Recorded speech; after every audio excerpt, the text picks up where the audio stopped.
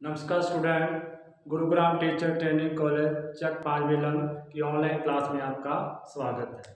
हम बीएड द्वितीय वर्ष के पेपर नंबर 4 का समावेशी विद्यालय का निर्माण का अध्ययन कर रहे थे। तो हमने पिछली वीडियो में उसके समग्र शिक्षा का उद्देश्य, उसकी प्रस्तावना, अर्थ, उद्देश्य, सिद्धांतों के बारे में अध्ययन कर लिया था। इसके बाद हमने समावेशी शिक्षा के जो प्रतिमान है उसका अध्ययन कर रहे थे। तो अक्षमता का जो समावेशी शिक्षा की अक्षमता के आधार पर जो कार्य करती है, तो अक्षमता का जो प्रतिमान है उसके बारे में हम अध्ययन कर रहे थे। तो इसमें हमने मुख्य रूप से 4 प्रतिमानों के बारे में देखा था कि 4 मुख्य रूप से प्रतिमान होते हैं। तो इस प्रतिमान के अंदर, मॉडल्स के अंदर, हमने अक्षमता का परोपकारी प्रतिमान, अक्षमता का जैव केंद्रित प्रतिमान का अध्ययन कर लिया था। तो आज हम 3 नंबर का जो प्रतिमान है उसका अध्ययन करेंगे, अक्षमता का क्रियाशील प्रतिमान। तो क्रियाशील प्रतिमान क्या है, इसके बारे में हम अध्ययन करेंगे। तो जैसे मुख्य रूप से हमने देखा जाए कि समावेशी शिक्षा के अंदर हम बालक की विशेषता को, उसकी विशेष आवश्यकता को ध्यान में रख करके कार्य करते हैं कि उसकी क्या विशेषता है, शारीरिक विशेषता क्या है, मानसिक विशेषता क्या है, उसकी आवश्यकता की पूर्ति की जाए। तो वो अपने लिए कार्य करे, अपने अधिकारों को जाने, अपने लिए जो विकास किस प्रकार से कर सकता है उसको जाने। तो इसके लिए हम आगे बात करेंगे कि इसमें राष्ट्रीय शिक्षण, जो राष्ट्रीय नीतियां बनी हैं, अंतर्राष्ट्रीय घोषणाएं हुई हैं, उसके अंदर किस प्रकार से समावेशी शिक्षा को बढ़ावा दिया गया है, जिसमें बालक का समान विकास हो, बालक को निष्पक्ष शिक्षा मिले। इस प्रकार की कई प्रकार की बातें इस घोषणाओं के अंदर की गई है। जैसे मोटे रूप से देखें तो भारतीय शिक्षा आयोग है 1964 से 66 के अंदर, उन्होंने भी विकलांग बालकों के लिए शिक्षा का कही थी कि विकलांग बालकों को, अक्षम बालकों को शिक्षा मिलनी चाहिए और समेकित विद्यालय की स्थापना होनी चाहिए, यहाँ पर सामान्य और विशिष्ट बालक साथ साथ अध्ययन कर सके। और समेकित विद्यालय और समावेशी विद्यालय के अंदर उसने ज़्यादा अंतर नहीं किया था, समेकित विद्यालय को समावेशी विद्यालय के रूप में माना था। तो कहने का मतलब है सामान्य बालकों के साथ विशिष्ट बालक अध्ययन करें। यह भारतीय शिक्षा जो आयोग था 1964-66 उसने भी ये बात कही थी। और समावेशी शिक्षा की व्यवस्था हो, इसके बारे में भी 1964-66 में जो भारतीय शिक्षा है उसने कहा था कि इस प्रकार की बातें होनी चाहिए। अनुदान की व्यवस्था की थी कि जो अक्षम बालक हैं उनके अनुदान मिलना चाहिए, उनके लिए जो संस्थाएं हैं उनको भी अनुदान मिलना चाहिए ताकि समावेशी शिक्षा को बढ़ावा मिले। इसी प्रकार से जो राष्ट्रीय पाठ्यचर्या फ्रेमवर्क 2005 है उसके अंदर भी निष्पक्षता की बात कही गई है। उसके अंदर शिक्षा की लोचपूर्ण होना, शिक्षा नीति को लोचपूर्ण होना चाहिए, वो लचीलापन होना चाहिए। कहने का अर्थ है कि उसके अंदर सामान्य बालक, विशिष्ट बालक दोनों की बातें होनी चाहिए। इस प्रकार का पाठ्यक्रम हो, इस प्रकार की योजनाएं बने, ये बातें शिक्षा नीति के अंदर भी कही गई थी। तो इसके बाद है एकता की भावना के बारे में भी कहा गया कि सभी बालक वो एक हैं और एकता की भावना के साथ ही वो शिक्षा ग्रहण करें। अधिगमकर्ता की स्वतंत्रता, अधिगमकर्ता को स्वतंत्र होना चाहिए, अपनी योग्यता और रुचि के अनुसार क्या है वो शिक्षा प्राप्त कर सके। यदि उसकी योग्यता और रुचि के अनुसार शिक्षा प्राप्त करेगा और साथ साथ सामान्य विद्यालयों के साथ, सामान्य विद्यालयों में और सामान्य बालकों के साथ शिक्षा ग्रहण करेगा तो उसका विकास होगा। इसी प्रकार से जो शिक्षा का अधिकार 2009 है, उन्होंने भी निःशुल्क और अनिवार्य शिक्षा की बात की थी कि निःशुल्क 6 से 14 वर्ष के बालकों के लिए निःशुल्क और अनिवार्य शिक्षा होनी चाहिए। तो इस अधिकार का जो अधिकार 2009 इसका नाम ही है निःशुल्क और अनिवार्य शिक्षा। उसको प्रारंभिक शिक्षा है वो निःशुल्क और अनिवार्य रूप से मिलनी चाहिए। इसके लिए उन्होंने नीति निर्देश तत्वों में प्रावधान किया। इसके लिए मूल अधिकारों में भी कहा कि बच्चे का प्राथमिक शिक्षा है वो प्राप्त करने का अधिकार है और माता पिता को भी इस कर्तव्य के रूप में बाधित किया कि आपका कर्तव्य बनता है कि आप अपने बालकों को शिक्षा ग्रहण करवाएं। इस प्रकार से संवैधानिक रूप से भी इसका प्रावधान किया गया। और इसी के साथ ही इसमें पाठ्यक्रम फ्रेमवर्क तैयार करना और अच्छे टीचरों को लाना, यानी कि एक अच्छे प्रशिक्षित टीचर आए, इसके लिए भी योजना बनाना, ये सारी 2009 की जो शिक्षा के अधिकार के अंदर बात की गई।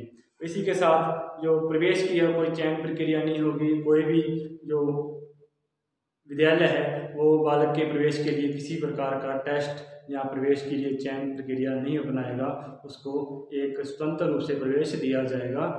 इस प्रकार के प्रावधान उसके अंदर किए गए। और इसके लिए यदि कोई उल्लंघन करता है तो उसके अंदर उसको आर्थिक दंड के रूप में भी प्रावधान किया गया। तो इसके साथ ही कई प्रकार की बातें इन नीतियों के अंदर की गई। हालांकि ये सारी नीतियाँ समाज शिक्षा के लिए ही थी, सामाजिक प्रावधान के लिए थी। तो अब हम इन नीतियों के बारे में आगे अध्ययन करेंगे, लेकिन जो प्रतिमान है जिसके आधार पर समाज शिक्षा कार्य करती है उसके बारे में हम पढ़ेंगे कि किस प्रकार से ये प्रतिमान कार्य करता है। तो सबसे पहले क्षमता का क्रियाशील प्रतिमान। तो क्रियाशील प्रतिमान के अंदर जिस नाम से है कि इसको बालक को क्रियाशील बनाया जाता है, बालक को व्यवहारिक बनाया जाता है, बालक अपने अधिकारों के लिए जागरूक होता है और वो उसको बताया जाता है कि आपके ये अधिकार है, आप इस प्रकार से प्राप्त कर सकते हैं। जिस प्रकार से कोई 6 से 14 वर्ष से कम आयु का जो बालक है उसको ये अधिकार है कि उसको एक कारखानों के अंदर या जोखिम भरे कार्यों के अंदर नहीं लगाया जाता।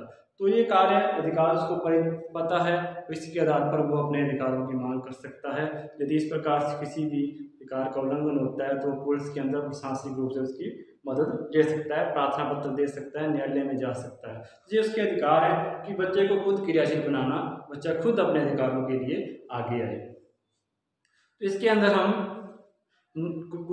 गुणों के आधार पर इस प्रतिमान का अवलोकन करेंगे कि पहले क्या गुण है, फिर इसके अंदर कुछ कमियां हैं वो भी हम देखेंगे। तो हालांकि ये प्रतिमान के अंदर थोड़े दोष तो हैं, लेकिन फिर भी ये जो दूसरे 2 प्रतिमान हैं, 2 प्रतिमान, एक तो परोपकारी प्रतिमान और दूसरा कौन सा था, जैव केंद्रित प्रतिमान, इन दोनों से अलग है, अलग विशेषता रखता है। तो इसलिए इसको एक आधुनिक प्रतिमान के रूप में कहा गया है कि इसमें बच्चे की व्यवहारिकता को जांचा जाता है, व्यवहारिक बनाने का प्रयास किया जाता है। इसलिए इसको क्या है, उन दोनों प्रतिमानों से अच्छा माना गया है, सही माना गया है। तो हम सबसे पहले इसके गुण देखेंगे। सबसे पहला जो गुण है वो है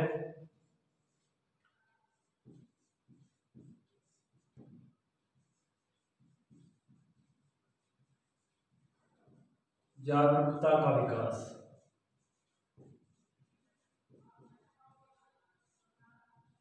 जैसा कि हमने पहले कहा कि बच्चे को जागरूक किया जाता है, बच्चे को क्रियाशील बनाया जाता है। तो इसमें बच्चे के अंदर अपने अधिकारों के प्रति जागरूक बनाने का प्रयास किया जाता है। बच्चा उसके अंदर खुद जागरूक होता है कि मेरे ये अधिकार है, मैं विद्यालय के अंदर प्रवेश ले सकता हूँ, मैं उसके ये चयन के लिए जा सकता हूँ, मुझे मना नहीं किया जाएगा। इस प्रकार के अधिकार, यदि कोई विद्यालय उसको मना करता है तो फिर वो प्रशासन के पास, किसी प्रकार के पास भी जा सकता है। तो उसके लिए बच्चे को क्रियाशील बना करके खुद अपने अधिकारों को ये लड़ने के लिए तत्पर किया जाता है, व्यवहारिक रूप से किया जाता है।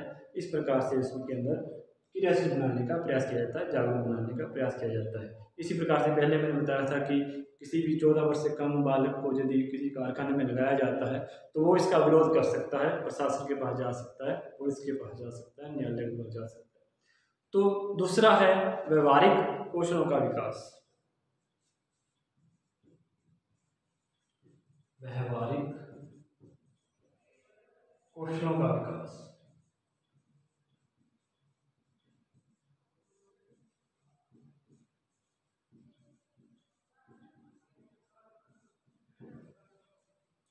व्यवहारिक कौशलों से तात्पर्य क्या है कि बच्चे को व्यवहारिक रूप से विकास किया जाता है, उसको उसकी समस्या के समाधान के लिए स्वयं तैयार किया जाता है कि बालक खुद अपनी समस्या का समाधान कर सके।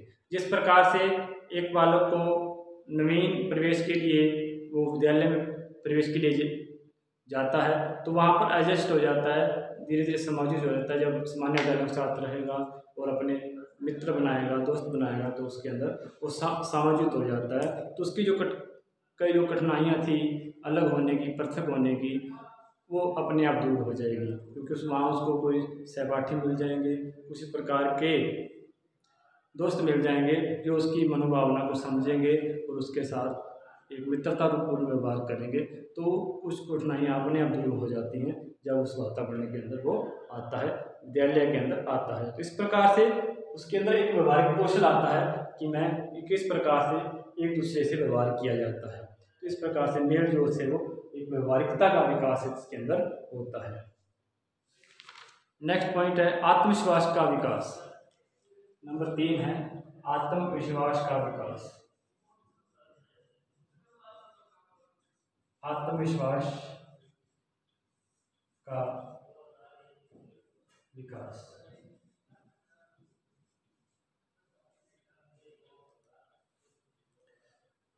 इसके अंदर आत्मविश्वास आता है। आत्मविश्वास का मतलब यही है कि बालक बालिका व्यक्ति में आत्मविश्वास की भावना विकसित होती है और वह व्यवहार और निर्णयों के प्रति आश्वस्त हो जाते हैं। उनको निर्णय लेने की शक्ति आ जाती है, अपने व्यवहार के प्रति विश्वास हो जाता है कि मैं जो कार्य कर रहा हूँ मैं सही कर रहा हूँ। तो प्रत्येक कार्य के अंदर कुशलता आती है। जब तक किस कार्य के अंदर आत्मविश्वास आएगा, कुशलता आएगी, तो वो कार्य अपने आप क्या है सही होगा, क्योंकि उसके अंदर वो एक कुशलता आ जाती है कि मैं जो कर रहा हूँ सही कर रहा हूँ। इस प्रकार से वो कार्य पूरा होता है। यदि उसके अंदर कुंठित भावना होगी, आत्मविश्वास नहीं होगा, तो जो कार्य आता हुआ भी वो खराब हो जाता है। इस प्रकार से आत्मविश्वास होना जरूरी है। तो इसी प्रकार से जो व्यवहारिक ज्ञान दिया जाता है, बच्चा खुद करके देखता है, उसको क्रियाशील बनाया जाता है, वो अपनी समस्या का समाधान स्वयं करता है, तो उसके अंदर एक आत्मविश्वास आता है कि मैं इस कार्य को कर सकता हूँ। तो आत्मविश्वास का भावना होती है। और जब समग्र विश्वविद्यालय के अंदर हो जाता है तो वो अपने व्यवहारिकता को समायोजित करता है, व्यवहारिक रूप से समायोजित होता है दूसरों से, तो एक आत्मविश्वास की भावना आती है और वह पढ़ने में रुचि लेता है और अन्य कार्यों में भी वो रुचि लेता है।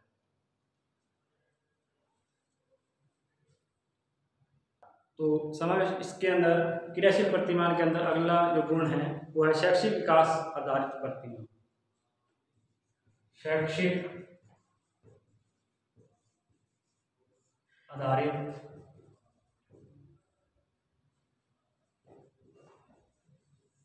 प्रतिमान।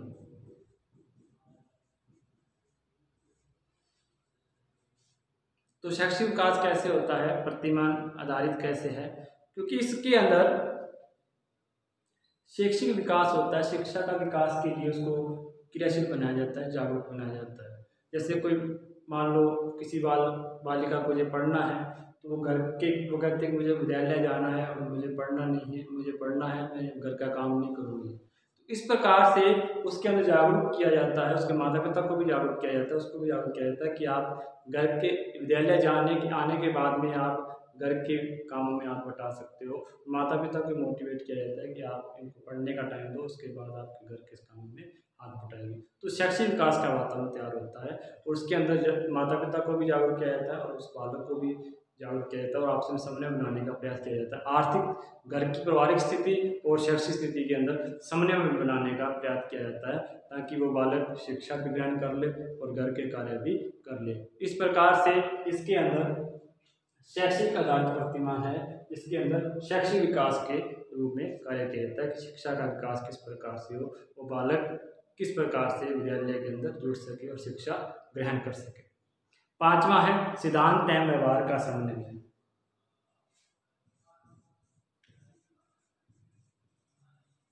सिद्धांत व व्यवहार का समन्वय।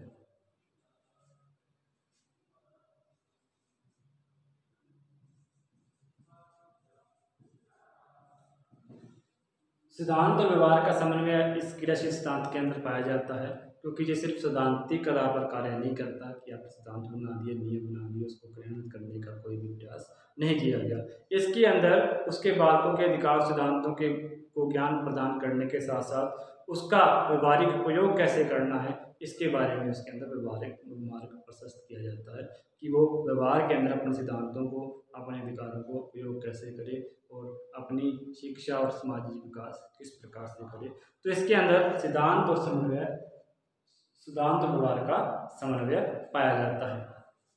नंबर 6 है क्रियाशीलता का विकास।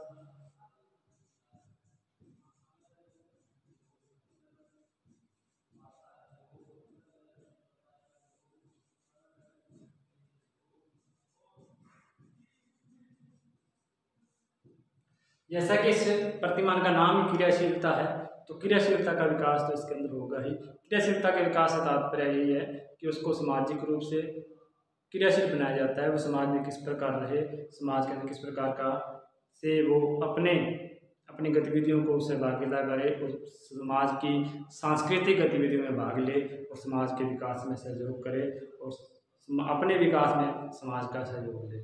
इस प्रकार से सामाजिक रूप से उसको क्रियाशील बनाने का प्रयास किया जाता है। वो सामाजिक कार्यक्रम में भाग लेता है, सामाजिक गतिविधियों में भाग लेता है, समाज को समझने का प्रयास करता है और अपनी सहभागिता सुनिश्चित करता है। तो इसके अंदर वो जैसे कि कोई स्वतंत्रता दिवस है, गणतंत्र दिवस है, इस प्रकार का विद्यालय का और अन्य प्रोग्राम है, और किसी गांव का कोई ऐसा सामूहिक प्रोग्राम है जिसके अंदर वो भाग ले सकता है, तो उसके अंदर उसको क्रियाशील बनाने का प्रयास किया जाता है, उसको उसमें भाग लेने का प्रयास किया जाता है। आगे है तर्क व चिंतन का विकास। तर्क व चिंतन का विकास।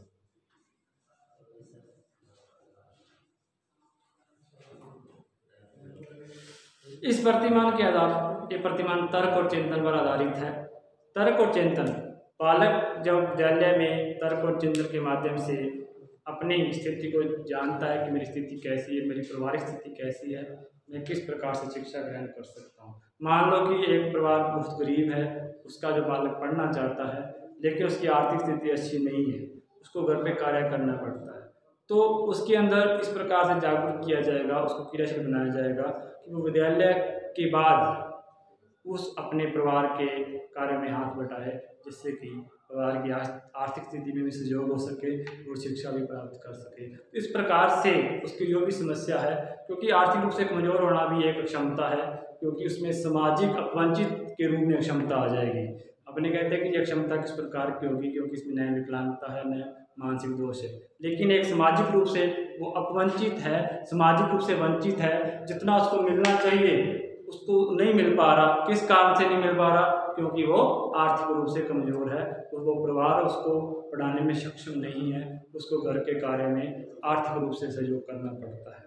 लेकिन इसके अंदर क्रियाशील बनाने जो प्रतिमान है, उसके अंदर वो उसको प्रयास किया जाता है कि वो पढ़ने के साथ साथ घर के कार्य में भी हाथ बटाए, उनको स्कूल के बाद में, स्कूल से पहले कुछ ऐसे कार्य करे जिससे कि उसका आर्थिक सहयोग हो सके।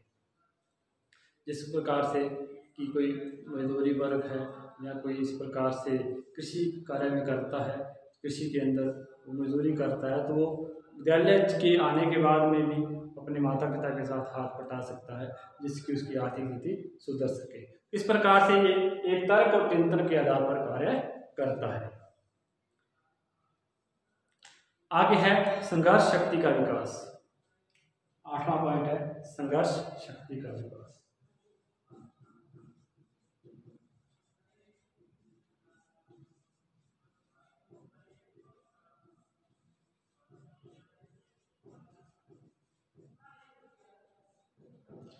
इस प्रतिमान के आधार पर हम कह सकते हैं कि उसके अंदर एक संघर्ष करने की शक्ति का विकास होता है, क्योंकि वो बालक खुद करता है, अपनी समस्या का समाधान खुद करने का प्रयास करता है, उसके लिए संघर्ष करता है। संघर्ष करने के साथ साथ उसके अंदर एक संघर्ष की पावर है, जो स्ट्रगल करने की पावर है, वो विकसित होती है। तो एक प्रकार से वो संघर्ष शक्ति का विकास होता है। जब उस कार्य संघर्ष करते करते उसको अपना लेता है, सफल हो जाता है उसके लिए, तो वो एक आत्मविश्वास के रूप में कार्य करता है और एक अपने जीवन के विकास में सहायक होता है।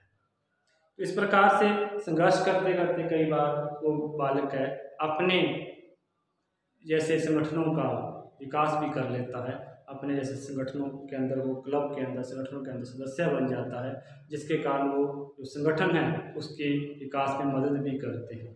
तो एक संघर्ष करने की शक्ति, क्योंकि संघर्ष के साथ कई प्रकार के बालक उसके अंदर आएंगे, कई प्रकार के एक साथ व्यक्ति आएंगे, तो उस एक जैसे व्यक्तियों का एक संगठन बन जाएगा, वो अपने कार्य के लिए कार्य करेंगे, क्रियाशील होंगे। तो एक संगठन शक्ति के साथ विकास होगा और संगठन के साथ ही वो एक प्रकार से वो संघर्ष करेंगे, तो अपने अधिकारों को प्राप्त करने का प्रयास करेंगे। इस प्रकार से एक संघर्ष शक्ति का भी इसके अंदर विकास होता है। नंबर 9 है उद्देश्यपूर्ण प्रतिमान।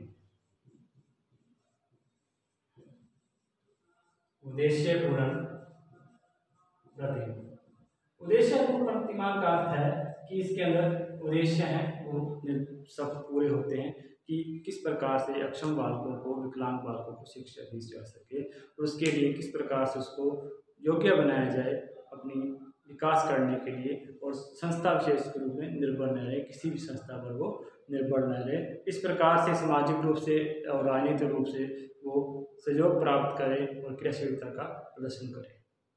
इस प्रकार से प्रतिमा एक प्रकार से अनेक उद्देश्यों की पूर्ति करने का प्रयास करता है और विकलांगों के कल्याण से संबंधित है। तो यही अर्थ है कि विकलांगों के उद्देश्य को विकलांगों की जो विकास का जो उद्देश्य है उसको पूरा करने का साधन है ये प्रतिमा। और आगे है विकास आधारित प्रतिमा। विकास आधारित प्रतिमा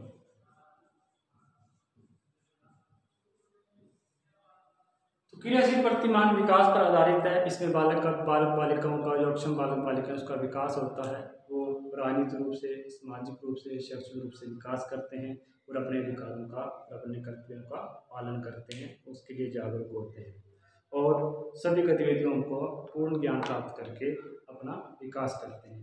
तो स्वाभाविक रूप से उसका विकास होता है। नंबर 11 है आत्मनिर्भरता का विकास। आत्मनिर्भरता का विकास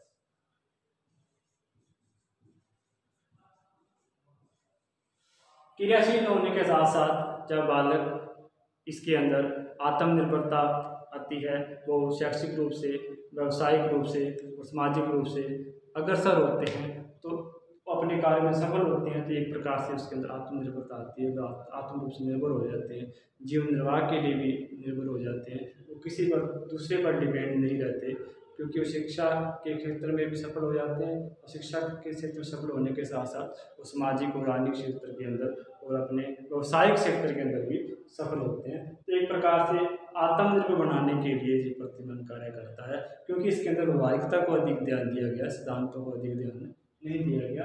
और इसके साथ ही वो इसमें बालक अपने क्रियाशील होने के साथ साथ विकास करता है और एक आत्मनिर्भर होने का प्रयास करता है। नंबर 12 है आधुनिक व्यवस्था के अनुरूप। आधुनिक व्यवस्था के अनुरूप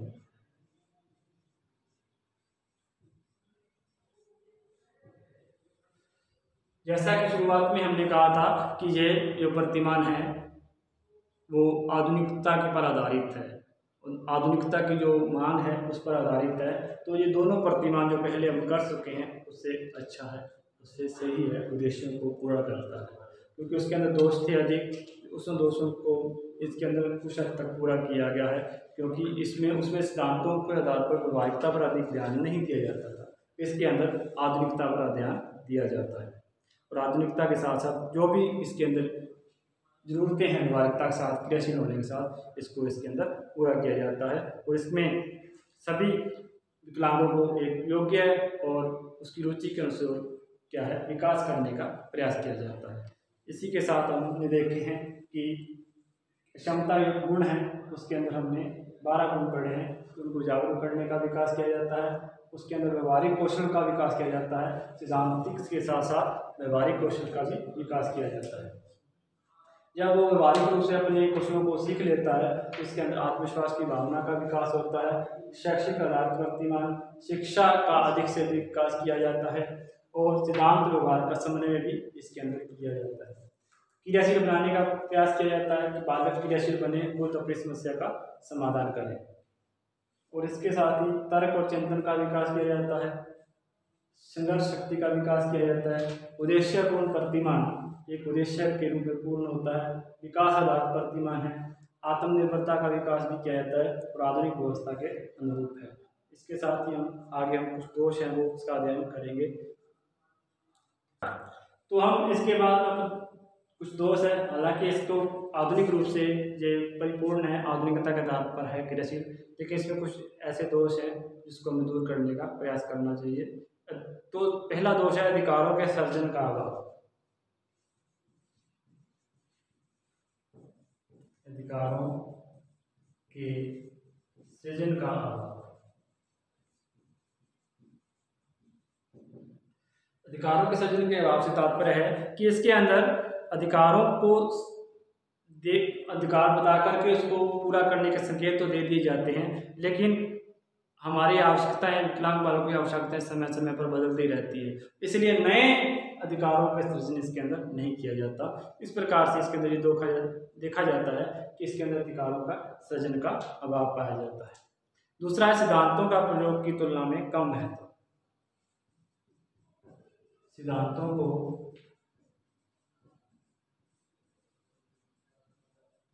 प्रयोग की तुलना में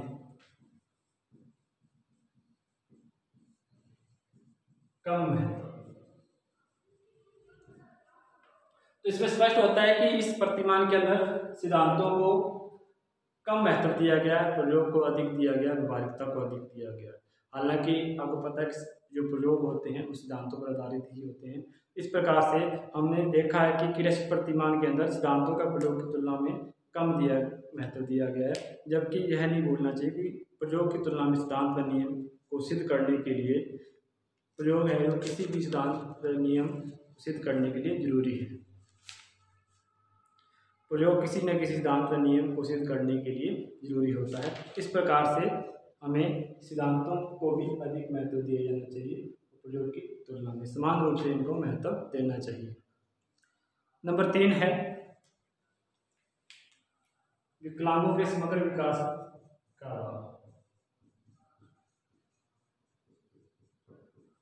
विकलांगों के समग्र विकास का अभाव।